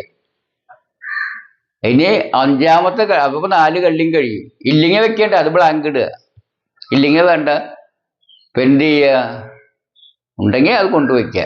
പിന്നെ അഡ്വർബ് ഉണ്ടോയെന്ന് നോക്കുക. ഉണ്ടെങ്കിൽ 5ാമത്തെ കള്ളിയിൽ ഒരെണ്ണത്തിൽ കൊണ്ടുവയ്ക്കുക. 2 ഉണ്ടെങ്കിൽ അവസാനത്തെ 2 കള്ളിയിൽ കൊണ്ടുവയ്ക്കുക. 3 ഉണ്ടെങ്കിൽ 3 കള്ളിയിൽ കൊണ്ടുവയ്ക്കുക. അപ്പോൾ എന്തായി? അടക്കൽ കഴിഞ്ഞപ്പോൾ ആ വാചകത്തിൻ്റെ ക്രമമായി. അപ്പോൾ 1, 2 എണ്ണം നമുക്ക് ഞാൻ ഒരു എക്സാമ്പിളായിട്ട് കാണിച്ചു തരാം, മോഡലായിട്ട്. അത് നോക്കി നിങ്ങൾ ഇതെല്ലാം ഇംഗ്ലീഷിലേക്ക് ചെയ്ത് പഠിക്കുക. ബെല്ല് മുഴങ്ങി, ഏറ്റവും ചെറുതെടുക്കുക. ബെല്ല് മുഴങ്ങി, അതിലെത്ര ഭാഗമുണ്ട്? 2 ഭാഗമുണ്ട്. ഈ 2 ഭാഗം എവിടെ വയ്ക്കണ്ടേ? അപ്പോൾ നമുക്കറിയാം മുഴങ്ങി വെർബ്. ആ വെർബ് എന്ന ഭാഗം കിട്ടി, ഇതിൽ 2ൽ കൊണ്ടുവയ്ക്കുക അല്ലേ? പിന്നെ എന്ത് ചെയ്യും? ബെല്ല് ഫസ്റ്റിൽ. അപ്പോൾ ബെല്ലാണ് സബ്ജക്റ്റ്, അത് ആദ്യത്തേൽ കൊണ്ടുവയ്ക്കുക. 2ാമത്തെ വെർബാണ് ഇതിൽ കൊണ്ടുവയ്ക്കുക. വേറെ ഒന്നുമില്ല. അപ്പോൾ 2ൻ്റെ ഓർഡർ കിട്ടിയില്ലേ? അപ്പോൾ അപ്പോൾ പ്രശ്നമില്ല, ആ വാചകം കറക്റ്റാണ്. ഇതിൻ്റെ ബെല്ല് നിന്ന് മുഴങ്ങി എന്നുള്ള റാങ്ക്. ആ ബെൽ എന്നുള്ളത് ഫസ്റ്റിൽ എഴുതുക, റാങ്ക് മുഴങ്ങി എന്നുള്ള ഇംഗ്ലീഷായ റാങ്ക് 2ാമത്തിൽ എഴുതുക. ബെൽ റാങ്ക് കഴിഞ്ഞു. നോക്കുക, അടുത്ത തന്നെ ഫസ്റ്റ് ടൈപ്പിൽ തന്നെയുണ്ട്. അവർ ക്ലാസ്സിലേക്ക് വന്നു. അപ്പം എന്തർത്ഥം? വന്നു വെർബ്, അത് വന്നത് അവരാ. അപ്പോൾ സബ്ജക്റ്റ് കിട്ടി. എവിടേക്ക് വന്നത്? അതായത് ക്ലാസ്സിലേക്ക്, അത് അഡ്വർബാ. അപ്പം എന്ത് ചെയ്യുക? ഈ സബ്ജക്റ്റിൻ്റെ ഇംഗ്ലീഷ് ദേ, അത് ഫസ്റ്റിൽ കൊണ്ടുവച്ചു ദേ. പിന്നെ വന്നു എന്നതിൻ്റെ ഇംഗ്ലീഷ് എന്താ? കെയിം. അപ്പോൾ അതുകൊണ്ട് 2ാമത്തേൽ വെച്ചു. പിന്നെ എന്താ ഉള്ളത്? മൂന്നാമത്തേൽ വെക്കാനില്ല, നാലാമത്തേൽ വെക്കാനില്ല, അഞ്ചാമത്തേലുണ്ട്. നോക്കുക, ക്ലാസ്സിലേക്ക് എന്നുള്ള ഇൻറ്റു ദ ക്ലാസ്. അപ്പോൾ ഇൻറ്റു ദ ക്ലാസ് എന്നുള്ള അതിൽ ഒരെണ്ണത്തിൽ കൊണ്ടുവച്ചു. ആ 3 ഫില്ലായി. അപ്പോൾ എന്താ? സബ്ജക്റ്റ്, വെർബ്, അഡ്വർബ് കഴിഞ്ഞു. അപ്പം എന്താണ്? ദേ കെയും ഇൻറ്റു ക്ലാസ് കഴിഞ്ഞു. ആ 3 ശരിയായി. ഇനി അപ്പോൾ ഫസ്റ്റ് കഴിഞ്ഞു. ഇനി നോക്കുക, അവരെ ഓരോ കുട്ടിയും ഇഷ്ടപ്പെടുന്നു. 3 ഭാഗമുണ്ട്. നമുക്ക് സബ്ജക്റ്റ് അവരെന്ന് അറിയാം, അല്ല സബ്ജക്റ്റ് എന്താ? ഓരോ കുട്ടിയും. അപ്പോൾ ഓരോ കുട്ടിയും അവരെ ഇഷ്ടപ്പെടുന്ന പ്രവൃത്തി ഓരോ കുട്ടിയും ആയതുകൊണ്ട് അതിന് ഇംഗ്ലീഷ് എന്താ? Every student. അപ്പോൾ എവരി സ്റ്റുഡൻറ്റ് അവിടെ കൊണ്ടുപോയി സബ്ജക്റ്റ് എന്താ അതിൽ വയ്ക്കുക, ഒന്നാമത്തേൽ വയ്ക്കുക. എന്ത് ചെയ്യുക? എന്താണ്? ഇഷ്ടപ്പെടുന്നു ആണ് വെർബ്, അതിൻ്റെ ലവ്സ്. അപ്പോൾ എവരി സ്റ്റുഡൻറ്റ് രണ്ടാമത്തേൽ കൊണ്ടുപോയിട്ട് ഇഷ്ടപ്പെടുന്നു വയ്ക്കുക. എന്താ അത് വയ്ക്കുക? ലവ്സ്. ഇനി ആരെ ഇഷ്ടപ്പെടുന്നു? അവരെ, അത് ഓബ്ജക്റ്റ്. അപ്പോൾ അതുകൊണ്ട് മൂന്നാമത്തേൽ വയ്ക്കുക. വേറെ ഒന്നുമില്ല വയ്ക്കാൻ. അത് കഴിഞ്ഞു. 18 ട്രാൻസ്ലേഷൻ കഴിഞ്ഞു. അത് ഇങ്ങനെ ഒരു കള്ളിൽ നിങ്ങൾ വരച്ച് വെച്ചിട്ട് അതിലിങ്ങനെ ആക്കി അതിൻ്റെ താഴെ കൊണ്ട് എഴുതി വെച്ചങ്ങോട്ട് ആക്കി കഴിഞ്ഞാൽ ഏത് വാചകം ഇംഗ്ലീഷിലേക്ക് നിങ്ങൾക്ക് ആക്കാം. ഇനി നോക്ക്, 3-ാമത്തെ ടൈപ്പ് എടുക്കാൻ വിചാരിക്കുക. ടീച്ചർ അതിന് ഇതെടുക്കാം, 10 എടുക്കാം. ചില കുട്ടികൾ ക്ലാസ്സിൽ വെച്ച് ശരിയായ ഉത്തരം ടീച്ചറോട് പറഞ്ഞു. നമുക്ക് മനസ്സിലായി ചില കുട്ടികൾ എന്നുള്ള സബ്ജക്റ്റ്. അപ്പോൾ അതിൻ്റെ ട്രാൻസ്ലേഷൻ എന്താ? സം സ്റ്റുഡൻസ്, അത് ഫസ്റ്റിൽ വെച്ചു. ഇനി വെർബ് പറഞ്ഞു എന്നുള്ളത് ടോൾഡ്, അത് രണ്ടാമത്തിൽ വെച്ചു. അപ്പോൾ സം സ്റ്റുഡൻസ് ടോൾഡ് എന്നാൽ കഴിഞ്ഞു. ഇനി ടീച്ചറോട്, അപ്പോൾ ടീച്ചർ എന്നും മതി നമുക്കറിയാം. ഇൻഡയറക്റ്റ് ഓബ്ജക്റ്റ് ആയിട്ട് വെക്കുമ്പോൾ പൊസിഷൻ വേണ്ട ഇംഗ്ലീഷിൽ. അപ്പോൾ ടീച്ചർ എന്ന് വെച്ചാൽ മതി. അപ്പോൾ ടീച്ചർ എന്നുള്ള 3-ാമത്തേൽ കൊണ്ടുവച്ചു. 4-ാമത്തേൽ എന്ത്? ശരിയായ ഉത്തരം. എന്താ? Correct answer. ആ കറക്റ്റ് ആൻസർ 4-ാമത്തേൽ കൊണ്ടുവച്ചു. ഇനി ഉണ്ട് ഓരോന്നൊരു കാര്യങ്ങളുണ്ട്. ക്ലാസ്സിൽ വെച്ച് എന്നുള്ള അഡ്വർബും കൂടി ഉണ്ട്. അതെൻ്റെ ഇംഗ്ലീഷ് എന്താ? In the class. അപ്പോൾ ഇൻ ദ ക്ലാസ് കൊണ്ട് ലാസ്റ്റ് വെച്ചു. അപ്പോൾ എന്താ അതിൻ്റെ ഓർഡർ വരിക? Some students told the teacher correct answer in the class. Okay, English എത്രയേ ഉള്ളൂ. അങ്ങനെ അല്ലാതെ നമ്മൾ ചെയ്ത് പഠിച്ചാൽ നിങ്ങൾക്ക് അതിൻ്റെ ഒന്ന് ഉറക്കും. പിന്നെ നേരത്തെ പറഞ്ഞ ഡെമോൺസ്ട്രേഷൻ കണ്ടു കഴിഞ്ഞിട്ടുമില്ലേ, അത് കഴിഞ്ഞു. അപ്പോൾ അത്രയ്ക്ക് കഴിഞ്ഞാൽ നമുക്ക് ഒരുവിധം ഇംഗ്ലീഷിൻ്റെ ആ സ്ട്രക്ചർ, പാറ്റേൺ ഒന്നും മനസ്സിലായി. പിന്നെ കൂടാതെ ഇനി ഈ അഭ്യാസങ്ങൾ ചെയ്ത് പഠിക്കാത്തവർ അതും കൂടി ചെയ്ത് പഠിക്കുക. ഓക്കെ, ഇനി നമുക്ക് ആ ഡെമോൺസ്ട്രേഷനിൽ കണ്ട ഒരു സംഭവത്തെ സംബന്ധിച്ച വാചകം എങ്ങനെ നമുക്ക് ഇംഗ്ലീഷിലേക്ക് ട്രാൻസ്ലേറ്റ് ചെയ്യുന്നു നമുക്ക് നോക്കാം. നമ്മൾ ഇതിൽ കണ്ടതാണ് എന്ത് അല്ലേ? ഇങ്ങനെ ഒരു ചെടി ആ പെൺകുട്ടി കൊണ്ടുവന്നു അല്ലേ? അപ്പോൾ ഏറ്റവും ചെറുതായിട്ട് പറയുകയാണെങ്കിൽ ആ പെൺകുട്ടി ചെടി ക്ലാസ്സിലേക്ക് കൊണ്ടുവന്നു. ഇത് ഓബ്ജക്റ്റ് ആണെന്ന് അറിയാം അല്ലേ? ഏറ്റവും ചെറുതായിട്ട് അതിനെ നമുക്ക് പ്ലാന്റ് എന്ന് പറയാം. അപ്പോൾ ഗേൾ എന്നുള്ളതിന് അപ്പോൾ ആ വാചകം പെൺകുട്ടി ചെടി ക്ലാസ്സിലേക്ക് കൊണ്ടുവന്നു. ദ ഗേൾ എന്നുള്ളതാണ് പെൺകുട്ടിയുടെ ഇംഗ്ലീഷ്, ഈ ഭാഗത്തിൻ്റെ ഇംഗ്ലീഷ്. അത് സബ്ജക്റ്റിൻ്റെ ഇംഗ്ലീഷ് മനസ്സിലായി. ചെടി പ്ലാന്റ് ഓബ്ജക്റ്റിൻ്റെ ഇംഗ്ലീഷ് മനസ്സിലായി. ക്ലാസ്സിലേക്ക് എന്നുള്ളത് അഡ്വർബാണ്, അതിൻ്റെ ഇംഗ്ലീഷ് മനസ്സിലായി അല്ലേ? അപ്പോൾ നമുക്ക് സബ്ജക്റ്റിൻ്റെ ഇംഗ്ലീഷ് അല്ലേ? സബ്ജക്റ്റിൻ്റെ ഇംഗ്ലീഷ് നമുക്ക് മനസ്സിലായി ദ ഗേൾ. പിന്നെ ഓബ്ജക്റ്റിൻ്റെ ഇംഗ്ലീഷ് നമുക്ക് മനസ്സിലായി. എന്താണ് ഓബ്ജക്റ്റിൻ്റെ ഇംഗ്ലീഷ്? പ്ലാന്റ് അല്ലേ? മറ്റേ ഇതിൻ്റെ ഇംഗ്ലീഷ് മനസ്സിലായി. അഡ്വർബിൻ്റെ ഇംഗ്ലീഷ് മനസ്സിലായി. Into the class fetched English verb. അങ്ങനെ നമുക്കെല്ലാം മനസ്സിലായി. അപ്പോൾ നമുക്ക് എന്താ ആ കള്ളിയിൽ അടക്കിയാൽ സിമ്പിളായിട്ട് അതിൻ്റെ ട്രാൻസ്ലേഷൻ കഴിഞ്ഞു. എന്താ പണി? ഏതാ? ഗേൾ ഇതിൽ വയ്ക്കുക അല്ലേ? സബ്ജക്റ്റിൻ്റെ ഫസ്റ്റിൽ വയ്ക്കുക. പിന്നെ എന്ത് വയ്ക്കുക? വെർബ് ഫെച്ച്ഡ് ഇതിൽ വയ്ക്കുക, വെർബിൽ വയ്ക്കുക. 2 കഴിഞ്ഞു. ഓക്കെ, പിന്നെ എന്താ അടുത്ത് എന്താ വേണ്ടേ? ഓബ്ജക്റ്റ് ഉണ്ട്, അതിലുണ്ട് പ്ലാന്റ് അതിൽ വയ്ക്കുക. ഡയറക്റ്റ് ഓബ്ജക്റ്റ്, ഇൻഡയറക്റ്റ് ഓബ്ജക്റ്റ് ഇല്ല, അപ്പം അതിൽ വയ്ക്കണ്ട. ഡയറക്റ്റ് ഓബ്ജക്റ്റ് അതിലെ വയ്ക്കുക. പ്ലാന്റിൽ വെക്കുക. സബ്ജക്ട് അപ്പോൾ ഗേൾ ഫെച്ച്ഡ് പ്ലാന്റ് ഈ മൂന്നെണ്ണത്തിൽ ഫില്ലായി. ഇനി എന്താ ഉള്ളത്? ഇൻ ടു ദ ക്ലാസ് എന്ന അഡ്വർബ് ഉണ്ട്, ക്ലാസ്സിലേക്ക്. അത് ഇതിലൊരു കള്ളിയിൽ വെക്കുക. അപ്പൊ എന്താ ഓർഡർ ഇംഗ്ലീഷിന്റെ? The girl fetched plant into the class. Okay, എത്രയുള്ളതിന്റെ ഇത് എല്ലാവർക്കും ഒരു ഇത് അറിയാം എന്ന് തോന്നുന്നു അല്ലേ? The girl fetched plant into class എന്ന് വെച്ചാൽ കറക്റ്റ് ഇംഗ്ലീഷായി. ഇനി നമുക്ക് ഈ ഇതിൽ വെച്ചതപ്പോ എന്താ? ഇതിൽ വെച്ചിട്ടുള്ളത് നമുക്ക് നോക്കുകയാണെങ്കിൽ ഇതിൽ ദ ഗേൾ എന്ന് വരും അല്ലേ? ദ ഗേൾ എന്നതിൽ വരും. പിന്നെന്താ ഇതിലെന്താ വരിക? പ്ലാന്റ് എന്നുള്ളത് ഇതിൽ വരും. പ്ലാന്റ് എന്നുള്ളത് ഇതിൽ വരും. പ്ലാന്റ്. ഇത് ഇൻ ടു ദ ക്ലാസ് എന്നുള്ളത് അതിൽ വരും. ഈ അഡ്വർബിൽ വരും. Into the class. പിന്നെന്ത് വരും? ഇതിലെന്ത് വരും? ഇത് വെർബിൽ ഫെച്ച്ഡ് എന്ന് വരും. അല്ലെങ്കിൽ വേറെയും വാക്കുണ്ട് കേട്ടാ, റോട്ടെന്ന് വെച്ചാലും കുഴപ്പമൊന്നുമില്ല. അപ്പൊ എന്താ? The girl fetched plant into class എന്ന് പറഞ്ഞു കഴിഞ്ഞാൽ അത് സെക്കൻഡ് ടൈപ്പ് വാചകമാണ് എന്ന് അറിയാം. ഇത്രയുള്ള ഇംഗ്ലീഷിലാക്കാനുള്ള പരിപാടി. The girl fetched plant into class. ഈ ഓബ്ജക്റ്റ് എന്നുള്ളത് ഒരു വാക്കാണ്. അതിൽ അത് ഒന്നിൽ കൂടുതൽ വാക്കാം. അങ്ങനെയാണ് വാചകം വലുതായി വരുന്നുണ്ട്. ആ ഗേളും അങ്ങനെ വലുതാക്കാം. വിശേഷണം ഉണ്ടെങ്കിൽ ഈ ഓബ്ജക്റ്റ് ഇങ്ങനെ വലുതായി വരുന്നുള്ളൂ. ആ പെൺകുട്ടി ഒരു ഭംഗിയുള്ള ചെടി ക്ലാസ്സിലേക്ക് കൊണ്ടുവന്ന് വെച്ചാൽ എന്തായിരിക്കും വരിക? ഈ ഭാഗത്തിനൊന്നും മാറ്റില്ല, ഏതിനും മാറ്റില്ല. എന്താണ് കൊണ്ടുവന്നത്? ഒരു ഭംഗിയുള്ള ചെടി, എ ബ്യൂട്ടിഫുൾ പ്ലാന്റ്. അങ്ങനെയാണെങ്കിൽ എങ്ങനെയും മാറുക ഈ വാചകം? Girl fetched a beautiful plant into class. അപ്പൊ എത്രയും ഭാഗം എ ബ്യൂട്ടിഫുൾ പ്ലാന്റ് എന്നുള്ള മുഴുവൻ ഭാഗം ഇതിന്റെ അകത്ത് വരും. ഇതിന്റെ ഓബ്ജക്റ്റ് അതല്ലേ? എന്താണ് കൊണ്ടുവന്ന് വെച്ചാൽ ഒരു ഭംഗിയുള്ള ചെടി. അപ്പൊ ഇത് നമുക്ക് എങ്ങനെ പറയാം? ഇത് ഭംഗിയുള്ള ചെടിയാണ്. മഞ്ഞ പൂവോട് കൂടിയുള്ള ഭംഗിയുള്ള ചെടിയല്ല, ഇതിന് മഞ്ഞ പൂവുണ്ട്. അപ്പൊ നമുക്ക് ഈ ചെടീനെ എങ്ങനെ പറയാം? മഞ്ഞ പൂവോട് കൂടിയ ഒരു ഭംഗിയുള്ള ചെടി അല്ലേ? അപ്പൊ ഇതിന് പൂവോട് കൂടിയ ചെടിയാണ് കൊണ്ടിട്ടുള്ളത്. ആ പൂവോട് കൂടിയ ചെടിയുടെ വിശേഷണമാണ്. അപ്പൊ ഒരു മഞ്ഞ പൂവോട് കൂടിയ ചെടി എന്ന് പറയുമ്പോ എങ്ങനെ പറയും? ആ പെൺകുട്ടി മഞ്ഞപ്പൂവോട് കൂടിയ ഒരു മനോഹരമായ ചെടി ക്ലാസ്സിലേക്ക് കൊണ്ടുവന്നു. അങ്ങനെയാണെങ്കിൽ എങ്ങനെയായിരിക്കും ട്രാൻസ്ലേഷൻ ചെയ്യുക?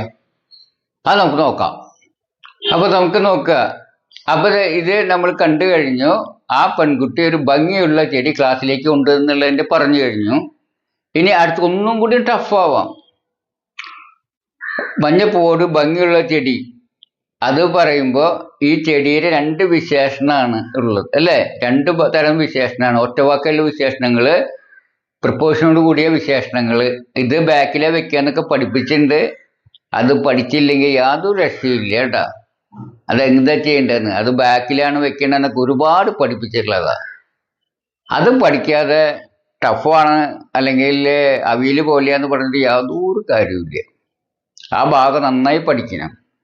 അപ്പോൾ ഇതിൻ്റെ എ ബ്യൂട്ടിഫുൾ എന്നുള്ള ഈ ചെടി എന്ന വാക്കിന് തുല്യമായ വാക്കിന് മുൻപിലാണ് വെക്കുക. എ ബ്യൂട്ടിഫുൾ പ്ലാന്റ് നമ്മൾ കണ്ടാണ്. ഇത് പ്ലാന്റിന്റെ ബാക്കിലാണ് വരിക. കാരണം പ്രിപ്പോസിഷൻ ഉണ്ട്. ആ beautiful plant with yellow flowers. അപ്പൊ ഇങ്ങനെയാണ് വാക്യം പറഞ്ഞിരിക്കുക. ആ പെൺകുട്ടി മഞ്ഞപ്പൂവോട് കൂടിയ ഒരു മനോഹരമായ ചെടി ക്ലാസ്സിലേക്ക് കൊണ്ടുവന്നു എന്ന് വെച്ചാൽ അതിലെ ഇത്രയും ഭാഗം, അതായത് ആ ബ്യൂട്ടിഫുൾ ഇത്രയും ഭാഗമാണ് ഓബ്ജക്റ്റ്. എന്താ കൊണ്ടുവന്നത്? മഞ്ഞപ്പൂവോടുകൂടിയ ഒരു മനോഹരമായ ചെടി എന്നുള്ള മുഴുവൻ എന്താണ്? ഓബ്ജക്റ്റ് ആണ്. അപ്പൊ അത് ഈ പ്ലാന്റിന്റെ ഈ സ്ഥലത്ത് അത് വയ്ക്കണം. അപ്പൊ ഇങ്ങനെ the girl fetched a beautiful plant with yellow flowers into class. അപ്പൊ നമുക്കത് ശരിയായി. അതിൻ്റെ ഇനി അതിലും ടഫ് ആയിട്ടുള്ള കുറച്ചും കൂടി ഇതുവരെ ഒരുവിധ ആൾക്കാർക്ക് അറിയാം. കുറച്ചും കൂടി കടക്കുമ്പോഴാണ് എന്ത് കുറച്ച് ബുദ്ധിമുട്ട്. എന്താണ്? ആ പെൺകുട്ടി അമ്മാവന്റെ തോട്ടത്തിൽ വളരുന്ന മഞ്ഞപ്പൂവോടുകൂടിയ ഒരു ഭംഗിയുള്ള ചെടി എന്നായിരുന്നെങ്കിൽ എന്നായിരുന്നെങ്കിൽ എങ്ങനെയായിരിക്കും ചെടി ക്ലാസ്സിലേക്ക് കൊണ്ടുപോകുന്നു എന്നായിരുന്നു വിചാരിക്കുക. അപ്പൊ എന്താണ് വാചകം ഒന്നുകൂടി ശ്രദ്ധിക്കുക. ആ പെൺകുട്ടി അമ്മാവന്റെ തോട്ടത്തിൽ വളരുന്ന മഞ്ഞ പൂവോടുകൂടിയ ഒരു ഭംഗിയുള്ള ചെടി ക്ലാസ്സിലേക്ക് കൊണ്ടുവന്നു. അപ്പൊ എന്ത് കൊണ്ടുവന്നു എന്നതിൻ്റെ ഉത്തരം എന്തായിരിക്കും? ആ ചോദ്യത്തിന്റെ ഉത്തരം എന്തായിരിക്കും? ഇത്രയും ഭാഗം പറയണം. എന്ത് കൊണ്ടുവന്നു? അമ്മാവന്റെ തോട്ടത്തിൽ വളരുന്ന ഒരു മനോഹരമായ അമ്മാവന്റെ തോട്ടത്തിൽ വളരുന്ന മഞ്ഞപ്പൂവോടുകൂടിയ ഒരു മനോഹരമായ ചെടി. അപ്പൊ അത്രയും ഭാഗം ഓബ്ജക്റ്റ്. അപ്പൊ ഇത് കഴിഞ്ഞ് ഇതെഴുതി ഓബ്ജക്റ്റ് എഴുതുമ്പോൾ അത്രയും ഭാഗം എഴുതിയിട്ടേ പിന്നെ ബാക്കി ഭാഗം ചേർക്കാൻ പാടൂ. കാരണം ഓബ്ജക്റ്റ് കഴിഞ്ഞിട്ട് ചേർക്കാൻ പാടൂ. അപ്പൊ എങ്ങനെയായിരിക്കും? നമുക്കറിയാം വളരുന്ന എന്നതിന്റെ വിഷയം. എവിടെ വളരുന്ന? അമ്മാവന്റെ തോട്ടത്തിൽ. അപ്പൊ വളരുന്ന എന്നുള്ളതിന് ഗ്രോയിങ്. അമ്മാവന്റെ തോട്ടത്തിൽ എന്ന് പറയുമ്പോ ഇൻ ദ അങ്കിൾസ് ഗാർഡൻ. അപ്പോ ഇതിന്റെ ഒരു അഡ്വർബ് ആയിട്ടാണ് ഇത് വരിക. അപ്പൊ ഇതിന്റെ ശേഷമാണ് വരിക എന്നുള്ളത് നമുക്ക് മനസ്സിലാക്കിയിരിക്കണം. നമുക്കറിയാലോ അഡ്വർബ് ലാസ്റ്റ് വരാന്ന്. ഇതൊരു എന്തുപോലെ ലിഖണം? വളരുന്ന എന്ന് പറഞ്ഞാല് വെർബിന്റെ ഒരു ഫോമാണ്. കൂടാതെ അത് ഒരു അഡ്വർബ്, അത് വെർബിന്റെ എല്ലാ പ്രകൃതവും കാണിക്കും. അതുകൊണ്ട് അതിന്റെ ഒരു വിശേഷണം ഉണ്ടെങ്കിൽ അഡ്വർബായിട്ട് വിശേഷണം അതിന് ശേഷമാണ് വെക്കുക. അത് വിശദീകരിച്ചതിന്റെ മുമ്പിൽ നമുക്ക് അറിയില്ല. എന്തായാലും സെന്റൻസുകളെ കുറിച്ച് നല്ല പിടിപാട് വരുമ്പോൾ നിങ്ങൾക്ക് അത് പിടികിട്ടും. അപ്പൊ അങ്ങനെ വരുന്ന ഇതെങ്ങനത്തെ വിശേഷണം വരുമ്പോ അതിന്റെ ബാക്കിലാണ് വരിക. അപ്പൊ എങ്ങനെയായിരിക്കും വരിക എന്ന് വെച്ചാല് അതിന്റെ ഇംഗ്ലീഷ് എങ്ങനെയാ വരിക? The girl fetched. എന്ത്? ഇതിന്റെ ഇംഗ്ലീഷ് എങ്ങനെയാ വരിക? A beautiful plant with yellow flowers growing in the uncles garden എന്ന് എഴുതണം. Growing in uncles garden. ഇതൊക്കെ പഠിപ്പിച്ചിട്ടുള്ളതാണ്. ആ ഭാഗം റിവേഴ്സ് ചെയ്ത് നോക്കിയാൽ മതി, അപ്പൊ പിടികിട്ടും. ആ അഭ്യാസങ്ങൾ ചെയ്ത് പഠിച്ചിട്ടുണ്ടെങ്കിൽ പിടികിട്ടും. അത് എല്ലാം ചെയ്യാതെ പിന്നെ വന്നിട്ട് നമുക്ക് അതൊന്നും മനസ്സിലാവില്ല എന്ന് പറഞ്ഞാൽ ബുദ്ധിമുട്ടാണ്. കാരണം ആ ഭാഗങ്ങൾ അത് പറഞ്ഞത് ഇതും അതുപോലെ തന്നെയാണ്. അമ്മാവന്റെ തോട്ടത്തിൽ നിന്ന് പറിക്കപ്പെട്ട മഞ്ഞപ്പൂവോടുകൂടിയ ഒരു ഭംഗിയുള്ള ചെടി എന്നാണത്. എന്താണ്? അപ്പൊ പെൺകുട്ടി അമ്മാവന്റെ തോട്ടത്തിൽ നിന്ന് പറിക്കപ്പെട്ട മഞ്ഞപ്പൂവോടുകൂടിയ ഒരു മനോഹരമായ ചെടി ക്ലാസ്സിലേക്ക് കൊണ്ടുവന്നു. എന്താ കൊണ്ടുവന്നു വെച്ചാൽ ഇത്രയും ഭാഗം പറയണം. അപ്പൊ ഇത്രയും ഭാഗത്തെ ഇംഗ്ലീഷാണ് ഓബ്ജക്റ്റ്. അപ്പൊ ഇത് എഴുതി പിന്നെ ഇത്തരം ഭാഗത്തിന്റെ ഇംഗ്ലീഷ് എഴുതാം. ആ ഭാഗത്തിന്റെ ഇംഗ്ലീഷ് എന്താണെന്ന് അറിയണം. എന്താണത്?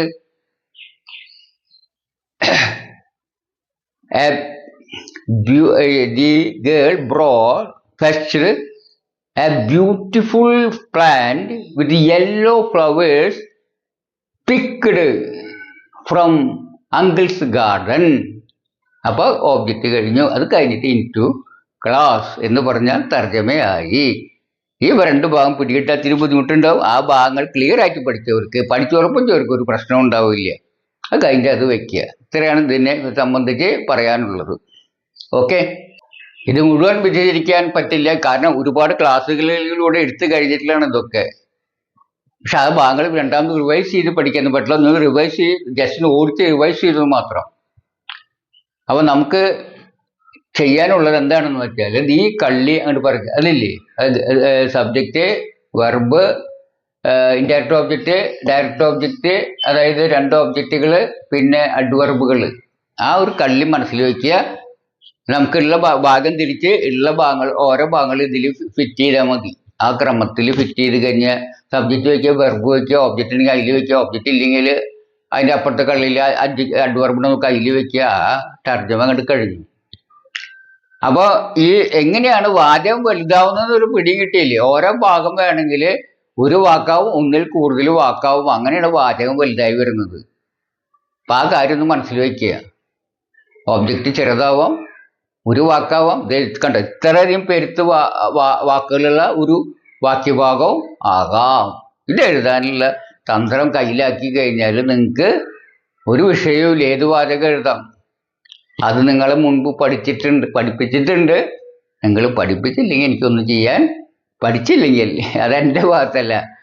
നമ്മളൊരു ചെല്ല് കേട്ടിട്ടില്ലേ? എന്ത്, നമുക്ക് പശുക്കിനും പോത്തിനൊക്കെ നമുക്ക് വെള്ളം കൊണ്ടുവച്ച് കൊടുക്കാം, അത് കുടിക്കുക എന്നുള്ള അത് തീരുമാനിക്കണം അല്ലേ? അതിൽ കൊണ്ടു കൊടുക്കുന്ന ആൾക്ക് അതിൽ മേലൊന്നും ചെയ്യാൻ പറ്റില്ലേ? അതുപോലെയാണ് എൻ്റെ അവസ്ഥ.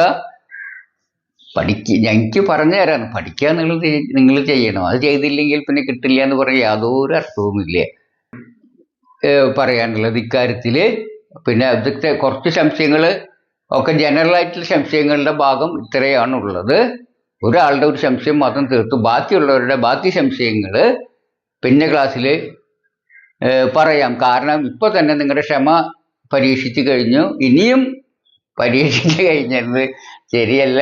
ഇപ്പോൾ നേരിട്ടുണ്ടെങ്കിൽ എന്തെങ്കിലുമൊക്കെ സംഭവിക്കും. എന്തായാലും നമുക്കിനി അത് കാരണം എന്താ വെച്ചാൽ നമുക്ക് അടുത്ത ക്ലാസ്സിൽ ബാക്കി ഭാഗം പഠിക്കാം. ബാക്കി സംശയങ്ങൾ, ഇൻഡിവിജ്വലായിട്ട് സംശയങ്ങൾ ഞാൻ തീർത്തു തരാം, ചെയ്യും. അത് കഴിഞ്ഞ് 2 ദിവസങ്ങളിൽ മറ്റേ വീഡിയോ അപ്ലോഡ് ചെയ്യുന്നതായിരിക്കും. അപ്പോൾ അതൊക്കെ സംശയം ഉള്ളവർ അത് വേഗം കണ്ടു തീർക്കുക. അത് കഴിഞ്ഞാൽ മറ്റേ പാസീവിൻ്റെ ക്ലാസ് തുടരുന്നതായിരിക്കും.